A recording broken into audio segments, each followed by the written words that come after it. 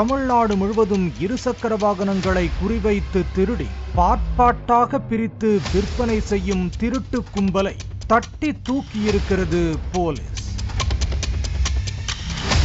அவர்களிடம் நடத்தப்பட்ட விசாரணையில் ஸ்ப்ளெண்டர், பேஷன் ப்ரோ பைக்குகளை டார்கெட் செய்து 200க்கும் மேற்பட்ட வாகனங்களை திருடிய அதிர்ச்சி தகவல் வெளியாகியுள்ளது.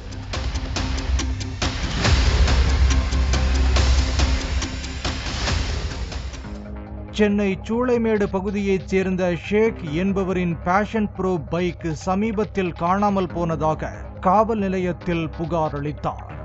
அப்போதுதான் 10 இடங்களில் இதே போன்று பைக்குகள் காணாமல் போன புகார் வந்திருப்பது போலீசுக்கு தெரிய வந்தது.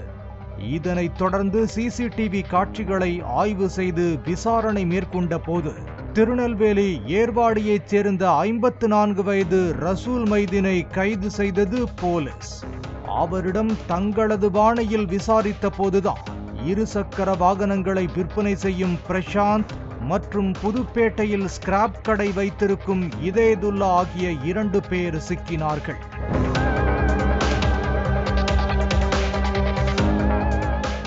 கைது செய்யப்பட்ட இவர்களிடம் நடத்தப்பட்ட விசாரணையில் திடுக்கிடும் தகவல்கள் வெளியாகியுள்ளன. முதலில் கைதான ரசூல் மைதீன் கடந்த 10 வருடங்களுக்கும் மேலாக தமிழ்நாடு முழுவதும் 200க்கும் மேற்பட்ட பைக்குகளை திருடியது விசாரணையில் தெரிய வந்துள்ளது. 9ஆம் வகுப்பு வரை மட்டுமே படித்த ரசூல் பெற்றோர் சிறுவயதிலேயே இறந்த பின்பு அவரது அண்ணனுடன் வெளிநாட்டிற்கு சென்றுள்ளார். மும்பையில் சிறிது காலம் வளையல் செய்யும் தொழில் செய்த போது அங்கு கலவரம் ஏற்பட்ட நிலையில் அதன் பின்பாக சென்னை சூளைமேடு, தாம்பரம் பகுதிகளுக்கு வந்து கார் ஓட்டி உள்ளார் ரசூல். விரைவில் பணம் சம்பாதிக்க வேண்டும் என ஆசைப்பட்ட ரசூல் 10 ஆண்டுகளாக இருசக்கர வாகனங்களை திருடுவதும், பிறகு போலீசில் மாட்டிக்கொண்டு கோவை, வேலூர், திருச்சி உள்ளிட்ட சிறையில் தண்டனை அனுபவித்திருப்பதும் தெரிய வந்துள்ளது.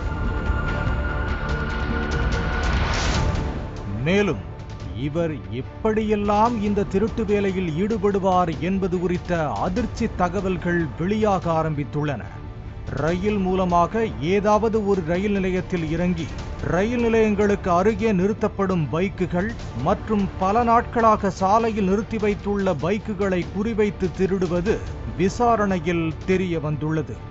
அதிலும் பேஷன் ப்ரோ மற்றும் ஸ்ப்ளெண்டர் பிளஸ் ஆகிய பைக்குகள் மட்டுமே தனது முதல் டார்கெட் எனவும் ரசூல் வாக்குமூலம் அளித்துள்ளார். கடந்த 1 மாதத்தில் மட்டுமே ரயில் நிலையங்கள் அருகே நிறுத்தி வைத்திருந்த 32 பைக்குகளை திருடியதாகவும் ரசூல் அளித்த வாக்குமூலத்தின் மூலம் தெரிய வந்துள்ளது. ரசூல் திருடும் பைக்குகளை 5000 முதல் 6000 ரூபாய் வரை விற்பனை செய்துவிட்டு அந்த வருமானத்தில் பெங்களூருவிற்கு சென்று மாது என உல்லாசமாக இருந்ததாகவும் கூறப்படுகிறது.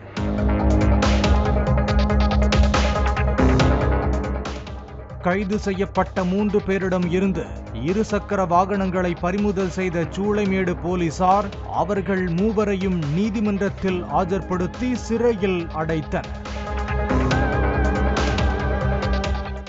மற்ற இருசக்கர வாகனங்களை பிரித்து உதிரி பாகங்களாக விற்பனை செய்திருப்பதும் விசாரணையில் தெரிய வந்துள்ளது.